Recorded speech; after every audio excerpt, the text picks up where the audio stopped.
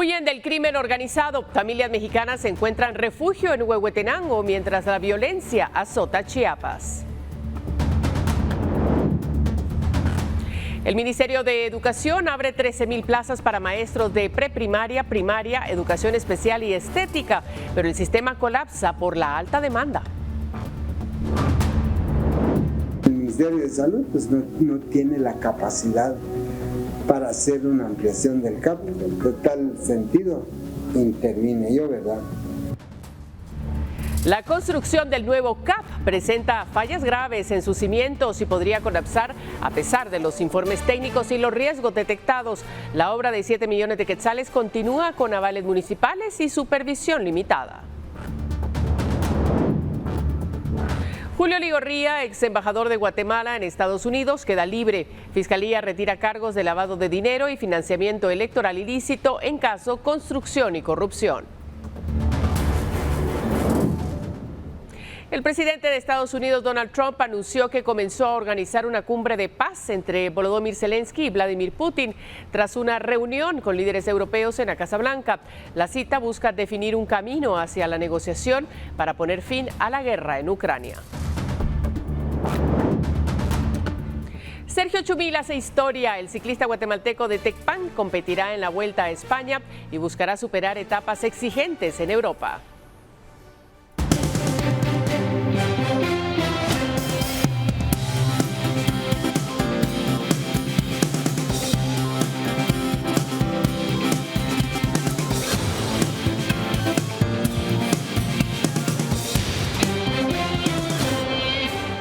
Buenas noches, gracias por estar a esta hora con nosotros en la emisión estelar de Noticiero Guatevisión, empezando la semana, empezando las noticias, por supuesto. Así es que vamos de inmediato a lo que usted busca, información.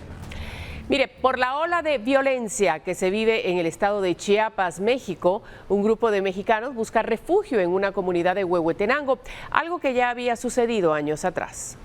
Por diversos hechos de violencia provocados por el crimen organizado y el narcotráfico en el estado de Chiapas, pobladores mexicanos huyen y buscan refugio en territorio guatemalteco. El Instituto Guatemalteco de Migración señaló que al menos 100 personas procedentes de los ejidos Sabanalito y Santa Teresa Llano Grande en Chiapas se han desplazado hacia la comunidad fronteriza de Huaylá en el municipio de La Democracia, Huehuetenango, en búsqueda de refugio. Las autoridades guatemaltecas aseguran que estas acciones responden a posibles invasiones y amenazas de cárteles mexicanos sobre sus territorios. Actualmente, las personas se encuentran albergadas en la escuela de la localidad donde han recibido asistencia humanitaria. El Instituto Guatemalteco de Migración, en coordinación con la Cruz Roja, Plan Internacional, la Procuraduría General de la Nación, CONAMIGUA y la SBET, brindarán asistencia humanitaria y desplegaremos un equipo multidisciplinario para evaluar necesidades, analizar la posibilidad de otorgar el estatus de permanencia por razones humanitarias y regularizar la situación migratoria de las personas que se han desplazado hacia Guatemala. Es importante destacar que esta atención será coordinada de manera conjunta con las autoridades locales y asimismo se brindará una asistencia oportuna a esta población. Hasta el momento, las autoridades mexicanas no se han pronunciado sobre el caso, reportó Lucero Zapalú. En otras cosas, después de la salida de Perenco de la biosfera maya, las comunidades que están asentadas de manera ilegal en el lugar se están expandiendo y la respuesta del gobierno central es que ya existe un plan para la recuperación del área. Tras el cierre de la empresa Perenco en el Parque Nacional Laguna del Tigre, expertos advierten que los problemas ambientales y sociales persisten. Una fuente especializada en conservación ambiental que prefirió el anonimato aseguró a Guatevisión que las comunidades asentadas de manera ilegal se han expandido ante la ausencia de control estatal. Al cuestionarle al presidente Bernardo Arévalo sobre las acciones en el área, aseguró que ya existe un plan en marcha y que la recuperación del pozo petrolero Shan es el inicio del mismo, aunque las demás amenazas siguen latentes. Lo que ya está en marcha es un plan precisamente de recuperación del control territorial de toda esa zona a partir de la recuperación de las instalaciones de la base del antiguo Pozo Shango. Según el especialista, la debilidad institucional ha permitido la usurpación de tierras, la coacción de campesinos y el avance del crimen organizado. Además, destacó que el narcotráfico opera pistas clandestinas y utiliza recursos para imponer autoridad en el territorio. Respecto a las comunidades reguladas e ilegales, la ministra de Ambiente, Patricia Orantes, indicó que se encuentra en el proceso de evaluar cómo proceder. Una de las opciones sería regularlas para evitar su expansión y así lo explicó. Hay una política de asentamientos humanos para las áreas protegidas en Guatemala que está dedicada sobre todo a las comunidades que vivían en las áreas antes de que fueran declaradas áreas protegidas. Y lo que permite esta política es llegar a acuerdos formales entre las comunidades y el Consejo Nacional de Áreas Protegidas para regular la manera en cómo ellos van a utilizar el área y evitar que se sigan expandiendo. A pesar de estas declaraciones, la fuente aseguró que el verdadero problema no es si Perenco se retiró o no, sino que las demás amenazas siguen presentes en el territorio. Para Noticiero Guatevisión, Luisa Laguardia. Mire, los jefes de bloque del Congreso acordaron citar para el miércoles de esta semana a los ministros de Energía y Minas, Ambiente y Defensa para que le expliquen sobre la intención de contratar de emergencia a una empresa para que opere el oleoducto y la refinería a cargo de Perenco, que se entregó la semana pasada. Según los diputados, también se buscará cuestionar por la presencia de grupos armados en el área, luego de que se entregaran las operaciones en el lugar. Este lunes se publicaron los acuerdos de servicios para la operación y administración en el lugar, que deberá contratarse en un plazo no mayor a 45 días. En el Congreso, incluso algunos diputados han planteado que no se cierren los pozos, sino que sean administrados por otra empresa.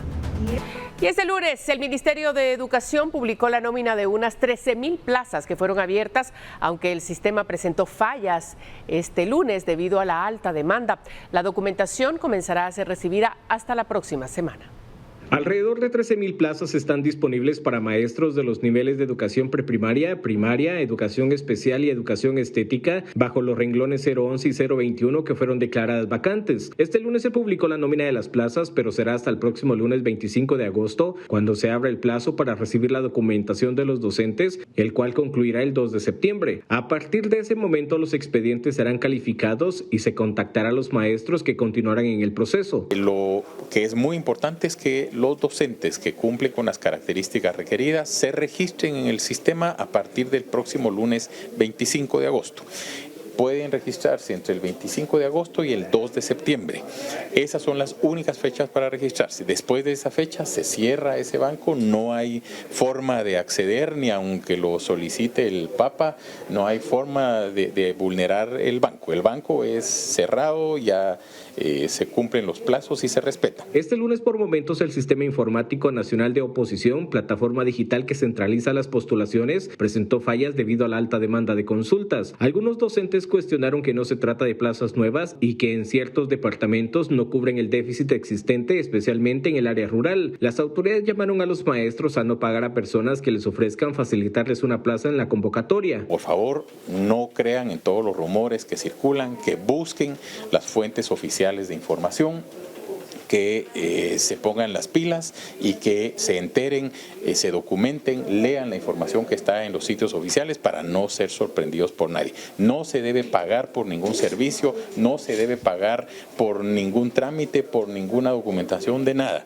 En la convocatoria podrán participar docentes que no hayan estado en el renglón 011, así como quienes soliciten reingreso, traslado, puestos adicionales o completación de partidas. Se evaluarán méritos académicos, actualización docente y capacitaciones. Con imágenes de José Sánchez para Noticiero Guatevisión, Henry Montenegro.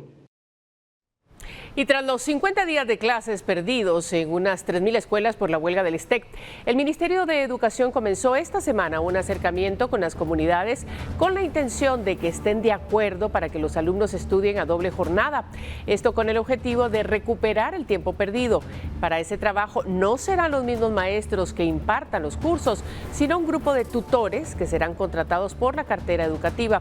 En su momento, las autoridades plantearon que esa era la alternativa principal Sin embargo, también se ha propuesto prolongar el ciclo escolar hasta por lo menos la primera quincena de diciembre para recuperar los días sin clase. Continuamos informando. El presidente fue cuestionado sobre los acuerdos logrados en el diálogo con los privados de libertad que protagonizaron los motines de la semana pasada. Sin embargo, no ofreció detalles y persisten las dudas sobre las medidas que se adoptarán para prevenir nuevos disturbios. Después de los motines registrados la semana pasada en distintos centros de detención del país, el presidente Bernardo Arévalo fue cuestionado sobre los consensos a los que se llegó con los privados de libertad mediante el diálogo. El mandatario no profundizó en los temas abordados y únicamente aseguró que los cabecillas permanecen en Renovación 1. Sí ha habido, evidentemente. Si no fuera por medio del diálogo, no se podría haber llegado a la conclusión y a la condición en que los dejaran libres. Lo que no hubo es una concesión, que era lo que se pedía, de regresar a los cabecillas a sus lugares de detención anterior. Los cabecillas permanecen en los lugares a donde los trasladó el Ministerio de Gobernación. Arévalo informó que las autoridades se encuentran en un proceso de revisión de los protocolos para evitar sucesos como los recientes y aclaró que estas decisiones administrativas tienen como objetivo romper el vínculo entre los privados de libertad y la violencia externa. Lo que le puedo decir es que el Ministerio de Gobernación tiene claro que este objetivo de control dentro de las prisiones se está haciendo precisamente para que se logre romper el vínculo entre lo que sucede adentro de la prisión y lo que sucede afuera de la prisión, que es uno de los principales conductores de violencia en el país. Hasta el momento, las autoridades reportan 5 reclusos consignados como presuntos responsables del motín en el Centro Preventivo para Varones de la Zona 18, todos vinculados a la pandilla Barrio 18. En contraste al cierre de esta nota, no se han confirmado consignaciones en el Centro de Detención El Boquerón, ubicado en Cuilapa, Santa Rosa, donde también se registraron disturbios y perdió la vida un guardia del sistema penitenciario. Por su parte, el Ministerio Público informó a Guatevisión que continúa desarrollando diligencias de investigación para obtener información que contribuya a esclarecer los hechos. Con imágenes de Juan Diego González, reportó para Noticiero Guatevisión, Luisa La Guardia.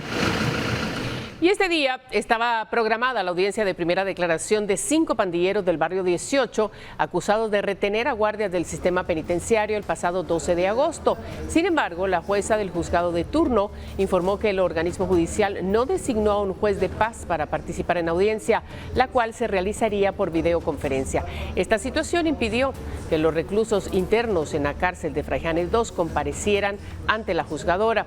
Según la agenda judicial, el proceso se reprogramó para el viernes 22 de agosto a las 13 horas. Los reos fueron capturados después de retener por más de 15 horas a guardias penitenciarios en protesta por el traslado de Aldo Dupie Ochoa, alias El Lobo, a la cárcel de máxima seguridad Renovación 1 en Escuintla. Continuamos. La baja producción de leyes en el Congreso hizo que este lunes algunos diputados propusieran convocar a una tercera sesión en la semana debido a las interpelaciones. Sin embargo, la propuesta no hizo eco y no tuvo el apoyo necesario, por lo que siguen en firme únicamente 2 sesiones por semana. La agenda para este martes se centrará en primeros y segundos debates y tratarán de retomar la reforma a la ley de competencia que la semana pasada se paralizó, mientras que jueves habrá solo interpelaciones. Aunque los legisladores exigieron que se lea el juicio político contra el ministro de Finanzas, Jonathan Mencos, a quien incluso los diputados en los últimos meses han propuesto que se le retire la licencia como diputado debido a que no acude a las citaciones del Congreso. Y la instancia de jefes de bloque de este lunes tuvo un momento atípico, cuando integrantes del Movimiento Cívico Nacional entregaron un reloj al diputado Esvin Javier, conocido como Tres Quiebres, a quien cuestionaron por ser uno de los más faltistas en el Congreso. Mientras tanto, el presidente del Congreso, Nery Ramos, le entregaron una toalla y le pidieron que se lave las manos. Los diputados que tienen que vamos a ver entonces con mucho gusto pero su responsabilidad ahí lo vamos a bajar ahorita pero su responsabilidad está acá. Sí, vamos a venir aquí pero vamos a ir la semana entera los trabajos que le estamos en nuestras comunidades, ¿te parece? Sí, pero usted viene más al Congreso. Sí, yo vengo al Congreso pero de ahí nos vamos pero yo vengo y nos vamos Mira, ahorita ya vine y ya vamos de regreso. Si querés, pues, y mañana va a estar aquí. Si Dios lo permite. Pero también es cierto, pero lo queremos vernos acá. Bueno, mira, pues, yo sé que estás enamorado de mí, me querés ver, ¿no? Yo sé que ustedes son buenos todos, pero yo así los quiero.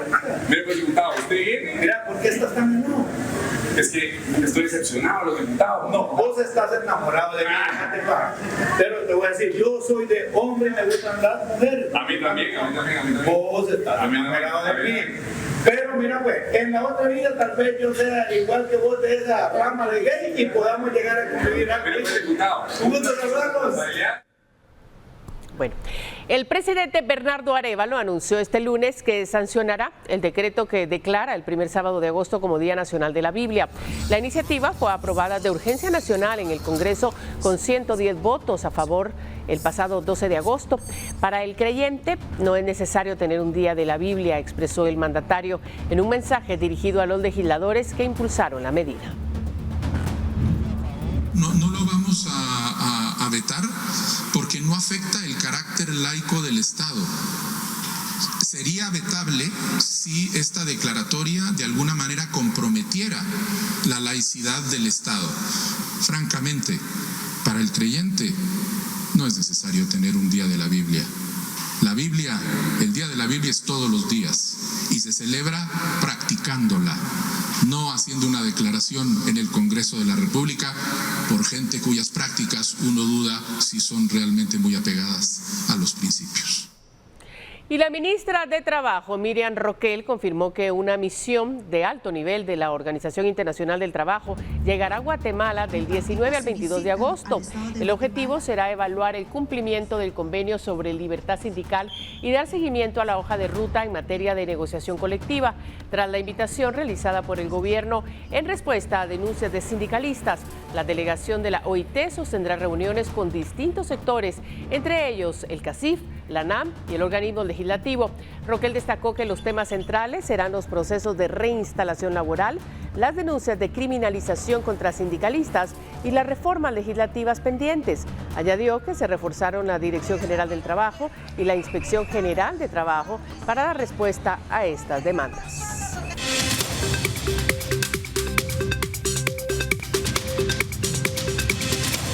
Tenemos noticias internacionales. El presidente de Estados Unidos, Donald Trump, anunció este lunes que impulsa la organización de una cumbre de paz entre el mandatario ucraniano Volodymyr Zelensky y su homólogo ruso Vladimir Putin, tras una jornada de reuniones en la Casa Blanca. El presidente de Estados Unidos, Donald Trump, escribió el lunes en su red Truth Social que comenzó a organizar una cumbre de paz entre el mandatario de Ucrania, Volodymyr Zelensky, y su homólogo ruso, Vladimir Putin. Trump afirmó que había hablado por teléfono con Putin tras una reunión con el presidente ucraniano y varios líderes europeos que calificó de muy buena. El mandatario estadounidense afirmó que todavía se debe determinar el lugar de esa reunión y aseguró que después tendrán un encuentro trilateral. Росія запропонувала спочатку двосторонню зустріч Україна-Росія.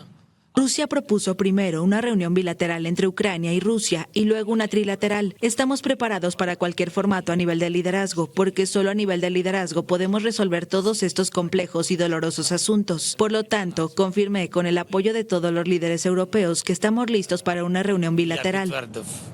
І мене підтримали всі європейські лідери, що ми готові до двосторонньої зустрічі. Por su parte, el canciller alemán Friedrich Merz indicó que Putin había aceptado entrevistarse con Zelensky en las 2 próximas semanas, mientras que el presidente francés Emmanuel Macron pidió antes una reunión a 4 bandas que incluya a los europeos para abordar un conflicto devastador en su continente.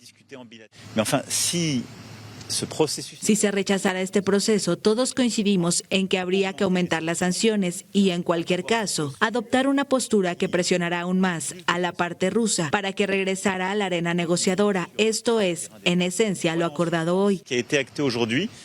Antes de la reunión en la Casa Blanca, tanto Trump como Putin presionaron a Ucrania a que ceda territorio y que abandone su objetivo de unirse a la OTAN, algo que Kiev rechaza. Zelensky recibió apoyo de los líderes de Europa, quienes agradecieron al estadounidense por su mediación en el conflicto, pero pidieron una paz duradera para poner fin a la invasión rusa.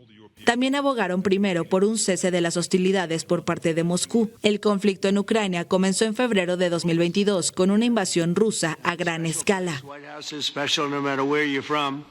Y en otras cosas, el cofundador del cártel de Sinaloa, Ismael El Mayo Zambada, tiene previsto declararse culpable en una audiencia el próximo 25 de agosto en Nueva York, lo que le evitará ir a juicio. Una orden del juez Brian Cogan confirma el cambio de declaración, luego de que la Fiscalía estadounidense descartara pedir la pena de muerte. Zambada, de 77 años, se había declarado no culpable en septiembre de 17 cargos, entre ellos asesinato y tráfico de armas y drogas, especialmente fentanilo, responsable de miles de muertes por sobredosis en Estados Unidos. Detenido en julio del 2024 junto a un hijo del Chapo Guzmán, Zambada podría obtener una condena más leve que la de su socio, quien cumple cadena perpetua.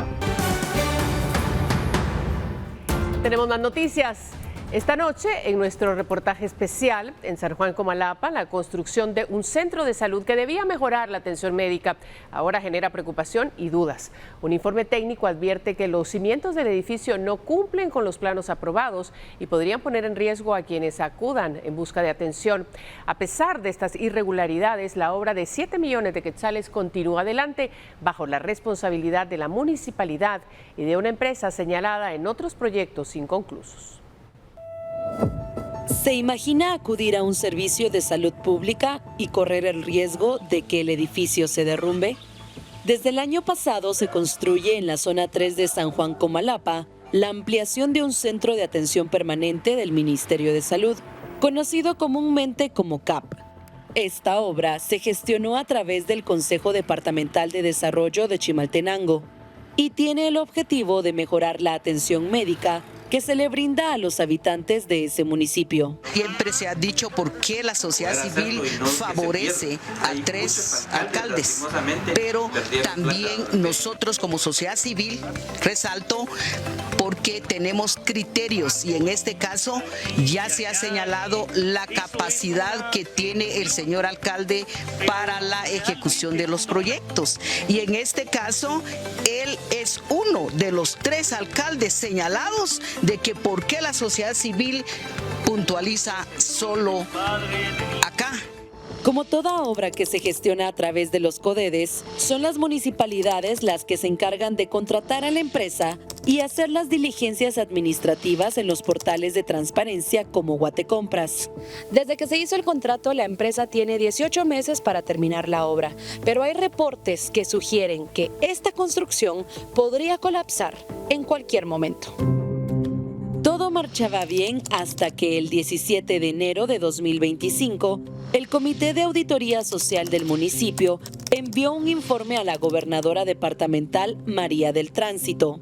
El informe detalla una serie de incumplimientos en la obra que aún está en construcción. La entidad enumeró varias falencias, pero la más preocupante es que los cimientos del edificio estaban aproximadamente a 80 centímetros de profundidad y no a 1 metro con 80 centímetros como lo establecen los estudios y planos previos de construcción. También informaron que la empresa constructora intentó evitar la auditoría social.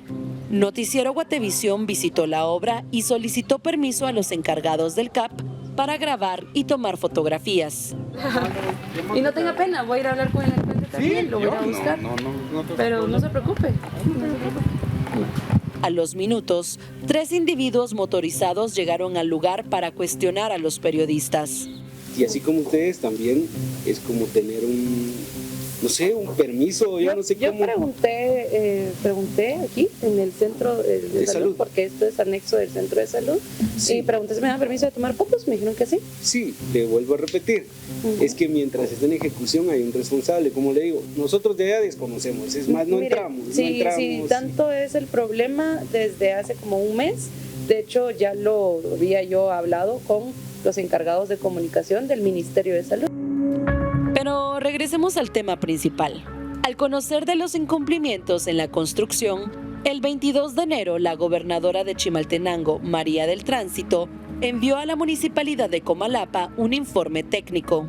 El proyecto se encuentra en fase de ejecución en la etapa de cimentación, en la cual se verificó que la profundidad de desplante de la cimentación no fue respetada según el estudio técnico aprobado.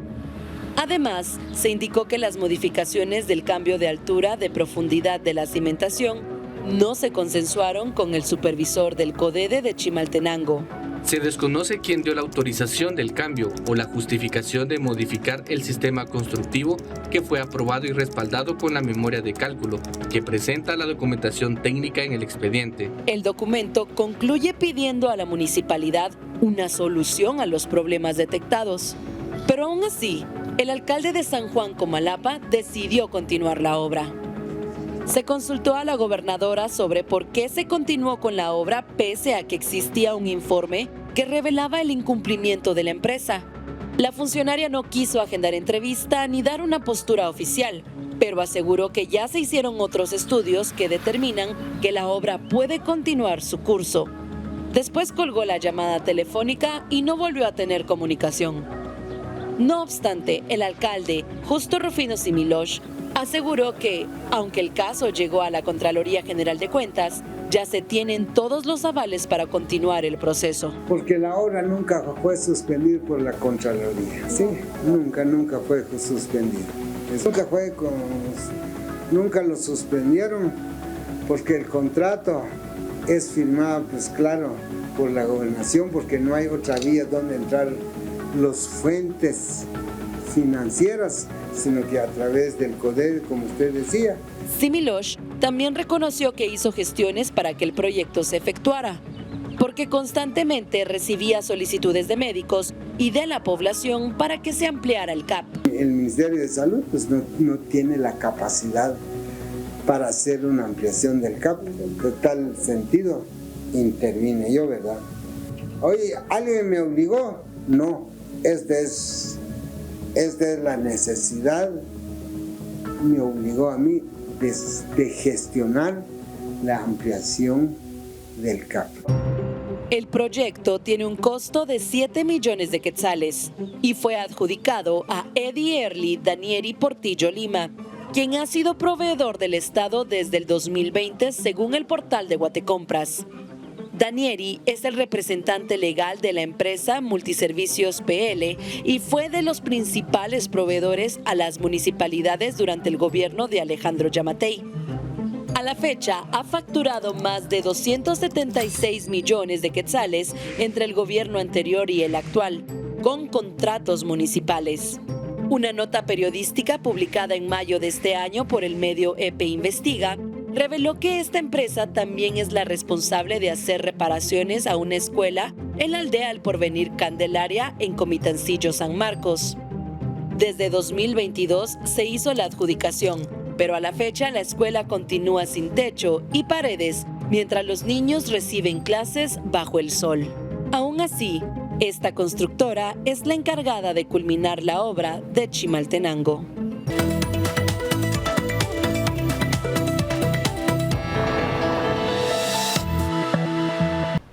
Importante información. Durante los últimos meses, los guatemaltecos han enfrentado una situación complicada debido al incremento en los precios de la canasta básica. ¿Cuánto gasta en promedio un guatemalteco al día para cubrir su alimentación? A continuación, se lo damos a conocer. Para los guatemaltecos, 100 quetzales ya no son suficientes para comprar la comida del día. Esto debido al incremento de precios que se da en la canasta básica, sobre todo si hablamos de frutas y verduras. Mire, yo compro semanalmente, a mí se me van, antes gastaba 400 o 300 quetzales, hoy estoy gastando casi los 500 o 600 para la semana con carne, verdura y fruta. Y no compro lo que antes compraba, sino que es menos. Y esto es lo que viven miles de guatemaltecos que deben invertir al menos 100 quetzales para cubrir la alimentación diaria de una familia de no más de 4 personas. Lo más que gastaba eran como 100 quetzales. Ahorita solo compré esto, llevo ya 200. Mire, el tomate, la cebolla, la verdura, los bisquiles. la fruta también está. Imagínense una mandarina 5 quetzales. En nuestro recorrido encontramos productos que han subido de precio durante los últimos 2 meses, como las verduras. El tomate está a 4 quetzales la libra, la cebolla a 6 quetzales la libra, el huisquil a 5 quetzales la unidad, el huicoy sazón a 8 quetzales el pedazo y el repollo a 10 quetzales la mitad. Los vendedores también son afectados por la situación debido a que las ventas han disminuido y desconocen la causa de estos incrementos al precio de los productos alimenticios. Y a veces la gente se enoja con nosotros, pero en realidad es el centro de mayoreo donde nos mandan así el producto, pues está caro, ¿va? Y entonces la gente dice, no, que ustedes lo están subiendo mucho y nosotros no somos, porque así como lo dan en mayoreo, nosotros damos el precio también. Fíjese que no, dicen unos que porque está lloviendo y dicen unos que porque no ha llovido, entonces la verdad no sabemos bien, o puede ser que lo están transportando para otro lado, para otro país prácticamente y nos están dejando sin producto. Lo cierto es que miles de personas son afectadas en su economía e incluso las frutas presentan precios altos como uva verde a 27 quetzales la libra, manzana y pera a 20 quetzales la mano, la mandarina a 5 quetzales la unidad y el melocotón a 6 quetzales la unidad. Para muchos, adquirir una de estas frutas se ha convertido en un lujo, ya que deben darle prioridad a alimentos como verduras y carne para sobrevivir día con día. Con imágenes de Byron Baiza, para Noticiero Guatevisión, Rosmery Ávila. Más. Las gobernaciones departamentales de Guatemala y Zacatepec se reunieron con Provial y la Policía Nacional Civil para formar una mesa interinstitucional. La iniciativa busca detener las carreras clandestinas de motoristas que se realizan en las rutas RN10, RN14 y la Interamericana.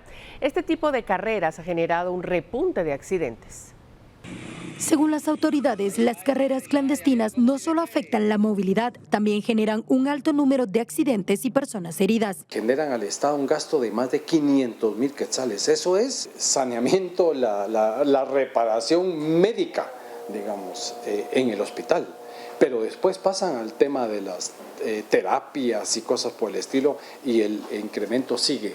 En la primera reunión participaron los gobernadores de Guatemala y Zacatepeques, así como representantes de Provial y la Policía Nacional de Tránsito. 351 accidentes de Guatemala a la Antigua en el mes de julio. El Hospital Nacional de la Antigua Guatemala, Pedro de Betancur, contabiliza un incremento de más del 40% en la atención a emergencias derivadas de accidentes de tránsito. Esto nos preocupa sumamente a las autoridades y estamos realizando acciones de coordinación interinstitucional para poder aprovechar los elementos que hay a disposición y poder garantizar la seguridad vial en las carreteras. Las autoridades reconocen que la situación es compleja y podría requerir cambios en la legislación y los reglamentos de tránsito. Las empresas que venden motocicletas no requieren de que la motocicleta tenga la placa respectiva, tampoco requieren que tenga la licencia respectiva el motorista. Si tuviéramos esa normativa, digamos, que les obligue a las empresas a tener estos dos requisitos, por lo menos tendríamos un nivel de violentar la normativa y los reglamentos de tránsito de una manera menor. En lo que va del año, se contabilizan 203 incidentes de tránsito, con 16 heridos, 13 fallecidos y 370 personas asistidas. Con imágenes de Emilio Chang, reportó Andrea Domínguez. En otras cosas, el INCIBUME detectó múltiples grietas y movimientos de masa en las faldas del volcán de agua en Zacatepeques. El reporte indica que el fenómeno está relacionado con la secuencia de sismos registrada desde el 8 de julio en Santa María de Jesús. Las deformaciones fueron identificadas mediante imágenes satelitales comparadas entre noviembre del 2024 y julio del 2025. La información fue verificada con vuelos de dron y recorridos en campo realizados por el INCIBUME. Los puntos más comprometidos son el sector Malpaso, Los Anjones, La Piche y La Bolsa. También la ruta de ascenso a la cima del volcán, por lo que se ha recomendado evitar subirlo. En esta zona se detectaron grietas de varios metros y caída de rocas que amenazan a visitantes y comunidades cercanas. Según el INCIBUME, las fracturas podrían facilitar deslizamientos de material durante la temporada de lluvias. Esto incrementaría la probabilidad de lahares.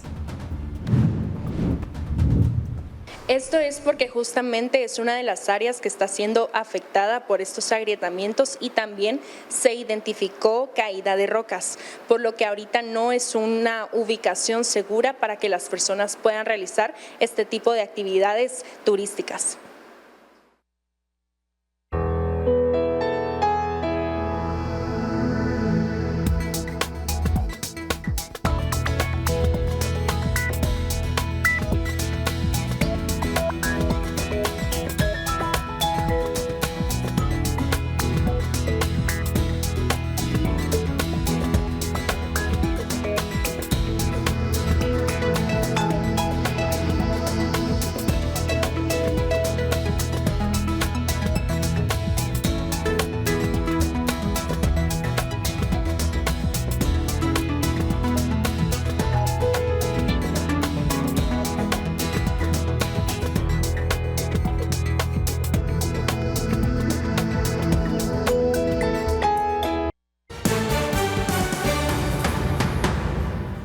Tenemos más información. A puerta cerrada se llevó a cabo la audiencia en la que la jueza Avelina Cruz Toscano resolvió cerrar el proceso contra el ex embajador de Guatemala en Washington, Julio Ligorría. La jueza atendió la solicitud del Ministerio Público al considerar que no existían indicios suficientes para ligarlo a proceso penal. Ligorría estaba señalado por los delitos de lavado de dinero u otros activos y financiamiento electoral ilícito dentro del caso Construcción y Corrupción.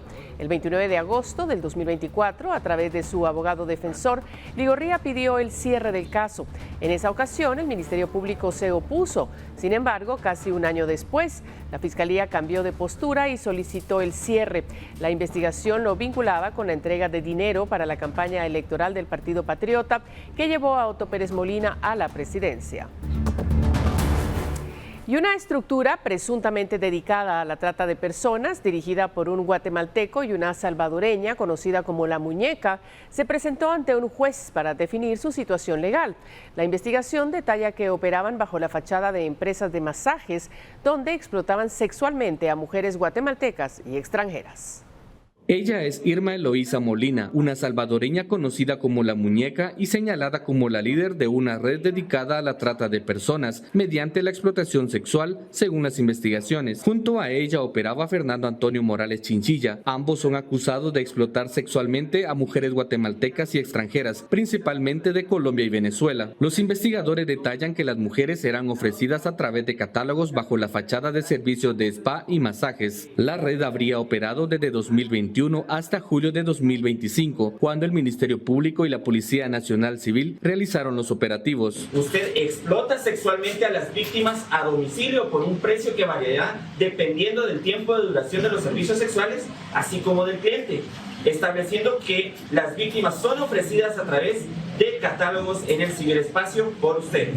Se ha determinado también a través de investigación ordinaria y la aplicación del método especial de escuchas e interceptaciones telefónicas que las víctimas dentro de la investigación fueron trasladadas, recibidas, acogidas y retenidas por usted, señor Fernando Antonio Morales Chinchilla, con fines de explotación sexual y prostitución ajena, ya que usted dirige y opera los centros de explotación sexual de mujeres nacionales y extranjeras. Joel García, Astrid Santiago, Consuelo Guevara, Carlos Román, Vilgin Vera, Juventino Godoy y Kimberly Flores son otros integrantes de la red, quienes esperan resolver su situación legal. Algunos de ellos son salvadoreños. La investigación también revela que durante este periodo, la red habría lavado varios millones de quetzales. Se ha establecido también la existencia de transacciones y operaciones de productos bancarios con tarjetas de crédito o débito realizados a través de los sistemas de punto de venta de la entidad Neonet, quien reporta afiliaciones a nombre de las entidades mercantiles de Igual en Sociedad Anónima y comercios afiliados de MS Guatemala y Ultra Guatemala,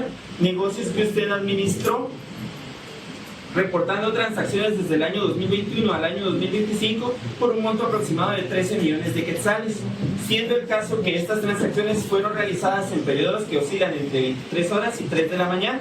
Al cierre de esta nota, el juez Mario Najarro del Juzgado Especializado en Trata de Personas aún no había resuelto la situación jurídica de los implicados. Con imágenes de Esvin García, informó para Noticiero Guatevisión, Elmer Vargas.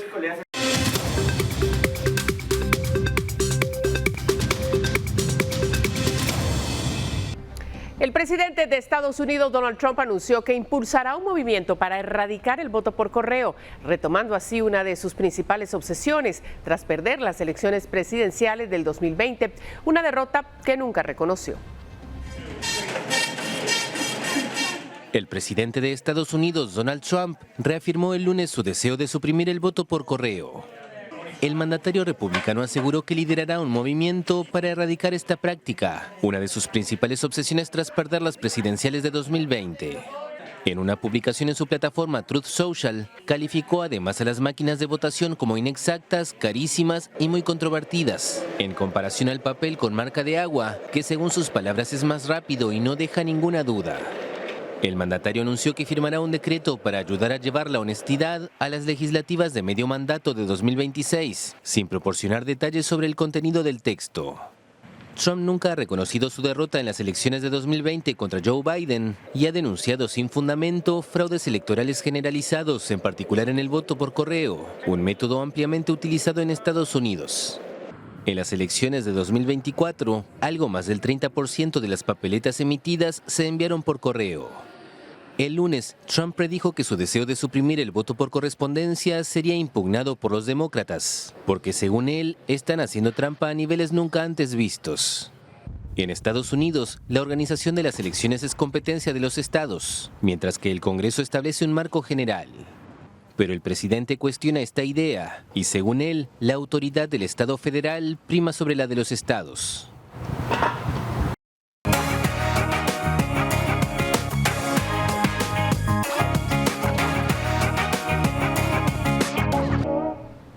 Bueno, y regresamos con ustedes realmente para despedirnos esta noche, agradeciéndole todo, por supuesto, la sintonía que haya empezado la semana con nosotros y vamos a continuar el resto de ella. Así es que muchas gracias. Pero para decirle hasta pronto, nos vamos a ir con estas imágenes curiosas, porque cientos de robots llegaron este fin de semana a Pekín en busca del oro y la gloria en los primeros Juegos Mundiales de Humanoides. Pero más que las medallas, fueron los pasos en falso, las caídas y los tropezones los que se robaron el espectáculo y provocaron las risas del público. Aunque las competencias de robots se celebran desde hace décadas, según los organizadores, esta es la primera vez que se realizan juegos centrados en autómatas con apariencia humana. Con eso nos despedimos, gracias por acompañarnos. Enseguida, Guatemala no se detiene.